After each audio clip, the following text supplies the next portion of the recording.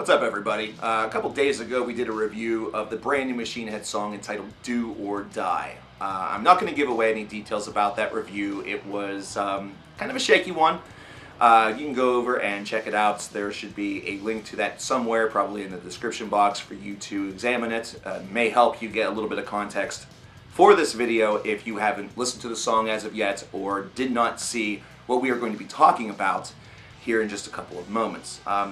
After doing the review, I kind of figured, my job was done. It was just another day at the office. And then Monday, which is yesterday, I'm recording this Tuesday, October the 15th, this popped up on the internet from ROBB FLYNN of Machine Head, and it sort of broke brains a little bit. They were a bit surprised. And one thing in particular, whenever I read this, sort of felt like a bit of a call-out. I know I'm probably looking into this way too much, and, it's just a total coincidence, but looking at this, there was enough here for me to really want to react to it a little bit, so we're going to go a little bit old school. I'm going to read this post to you guys and give my thoughts as we go. We're going to ditch these. We don't need them. We need the super non-intellectual reading glasses in order to do so. So let's go ahead and get started. This was posted by ROBB FLYNN on Monday, October the 14th.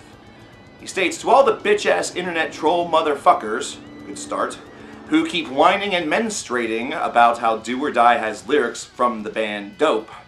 Glad he included everybody, with whining and menstruating. Wow.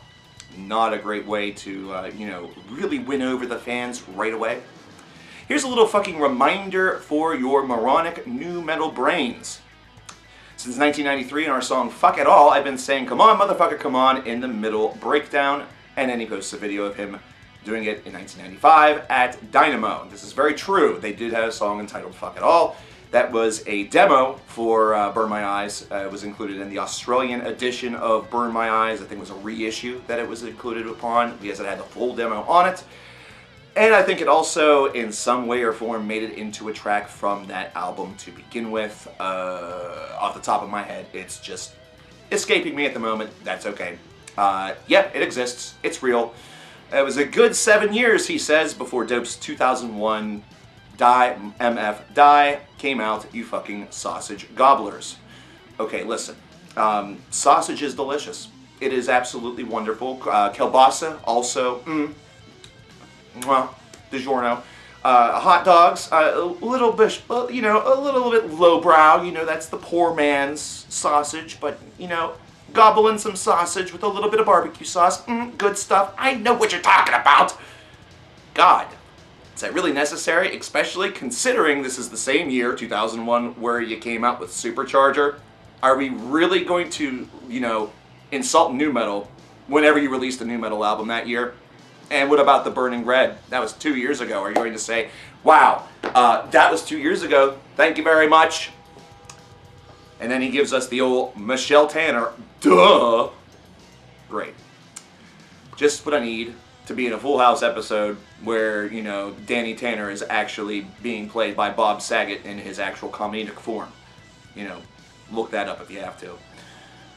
Not to mention, this is Rob, by the way, not to mention that any fucking band on the planet saying blank motherfucker blank in any combination, and that goes for Cold Chamber, Five Finger Death Punch, Dope, and yes, Machine Head. Where's the love for the Bloodhound Gang? Fire, Water, Burn? One Fierce Beer Coaster? That was really hard to say. One Fierce Beer Coaster? Come on. Probably just slipped your mind. We're all jacking it from 1984's hip-hop classic, The Roof is on Fire by Rockmaster Scott and the Dynamic 3. This is actually very, very true. That was a track that came out, as you said, in 1984 and had a kind of like a party-like atmosphere to it. It was a very well-suited and well-done track. Cold Chamber famously got a career partially because of their version of this song. It was done a little bit differently. Like I said, the aforementioned Bloodhound Gang track essentially ripped it, only did so with a little bit of a slower take on it, lyrically, singing-wise. It has been sort of like one of these quiet, unsung heroes in the underground. It's definitely not a song that gets the same amount of exposure as tracks by, Run DMC or Grandmaster Flash or some of the other 1980s hip-hop pioneers, but it is one that does have a lot of importance. So very, very cool, actually, to see you Bring that up because that is a part of music history that sometimes I feel gets a little bit ignored or hasn't been talked about as much since the Cold Chamber and the Bloodhound Gang tracks. Know your fucking music history, fuckboys. I have to give that one to you. He then continues, and this is the part where I get a little curious. Okay, this is the part where I get a little curious. He says, and if I hear one more fucking internet twat hole moaning about cringe-worthy lyrics while they sit in front of their computers stroking their little fucking boners to the lyrical genius of fucking baby metal, eat a bowl of cock. First of all, how does Robb Flynn know I have a tiny dick? I mean, that's private information. And second of all, is a person's special time not sacred anymore? Have we really entered into this age in 2019 where what happens behind closed doors with a tissue and a little bit of mood is no longer safe from the prying eyes of either the government or apparently Robb Flynn? Come on. Also, this is one of the easiest jokes, easiest little shots in the book, going after baby metal, you know? This is ridiculous. Your contemporaries, they don't give a fuck. They don't give a fuck about baby metal. They don't think that they are ruining metal. In fact, they're supporting them. Look at Rob Halford. Look at Metallica. Look at other groups that have willingly accepted this group. Mike Ackerfit of Opeth is one in that same category. Says that his daughter enjoys the music and so does he. It's ridiculous that you would take such a cheap shot. You look like the fans that take these little shots. You're basically putting... I might as well just toss on the backwards cap and get a skateboard and be like, hello, young people, I am one of you. Baby metal, what a bunch of pussy shit. No, that's stupid, that's garbage, that's really, really Bush League. Not to mention, I feel like this is a bit of a subtle call out, considering I talked about Metal Galaxy by Baby Metal one day before Do or Die. Just a tiny coincidence. Just a tiny coincidence. And whenever it comes to your lyrics, yeah, this song was cringeworthy. Listen, sometimes facts are facts. You talk about all this music history in the above portion of this post. But remember the atmosphere. Remember the atmosphere that each and every one of those songs was able to really give. Especially whenever it came to the original. It was a very high energy atmosphere. It felt fun. It really did. It felt fun. It's a good song to listen to. You enjoy yourself. With Do or Die, it sounds like a train wreck. It sounds like a guy having a mental breakdown. And there it is. It sounds like a mental breakdown, lashing out like you are literally, like I said in the review, 13 years old, ticked off because you did whatever you wanted as opposed to your assignment for your science fair, and you're mad because you got an F. What more do I have to say? What more needs to be stated about that? And speaking about lyricism, we're going to go a little bit deeper. Because Rob concludes with, because the second, the Pantera, wow, this is poorly constructed, because the second Pantera's Walk comes on with such lyrical Edgar Allan Poe-esque masterpiece as Run Your Mouth When I'm Not Around, It's Easy to Achieve, and Walk on Homeboy, or Lamb of God's This Is a Motherfucking Imitation, these same fucking brain donors run right out to the dance floor and start headbanging, and rightly so. Yeah. Those songs are fun. We just got through this. They are aggressive.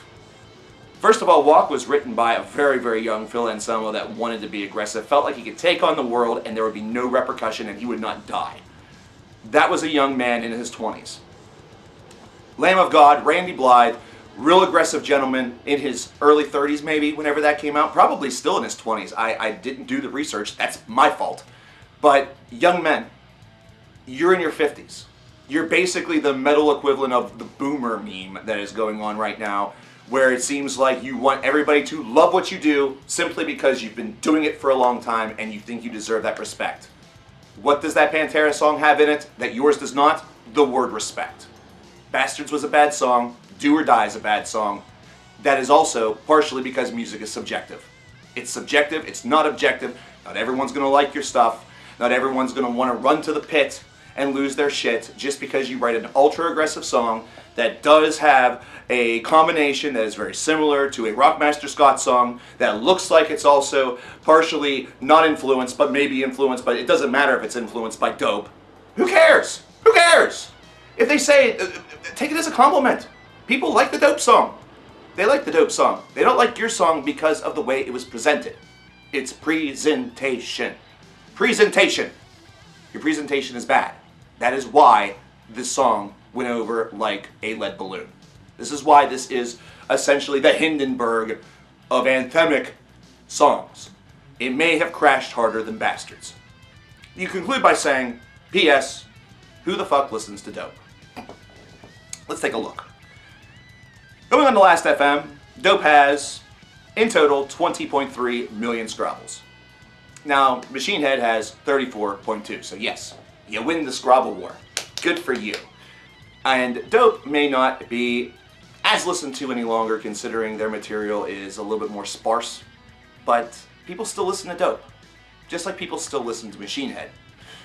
I'm not sure why people still listen to Machine Head, but I assume it's because throughout your career, you have released music that has inspired a lot of people. I, for one, love Burn My Eyes. I thought The Blackening was terrific. The More Things Change was great. However, you have shown that for all the nu metal bashing that you're doing, you were certainly willing to hop onto that bandwagon and certainly willing to come right back to it whenever you had something that you thought you needed to say. I'm going to reiterate what I stated at the end of my review because I feel that this post makes it all the more important. Please, for all of us, Rob, calm down and consider getting a little bit of help. You're not helping yourself by these tirades. If you really are above the hate, if you really ignore the hate, actually ignore it. Don't just immediately thrust yourself back in there and strike back, because it makes everything that you stated with Do or Die, everything that you tried to say with Do or Die, seem very disingenuous. It seems fake. It seems like it's just a track that was put out to get some views and maybe generate a little revenue. Spark a little controversy here and there. New song to debut whenever you're playing a concert. Get some help, please. I'm worried about you. I am. Genuinely. Dude, 5 years ago, I never imagined I'd be doing this. I always figured that Machine Head would be a band that I would talk about with favor forever. But here we are. What are your reactions to what Robb Flynn posted, ladies and gentlemen? Let me know in the comments below. I'll talk to you guys next time. See ya.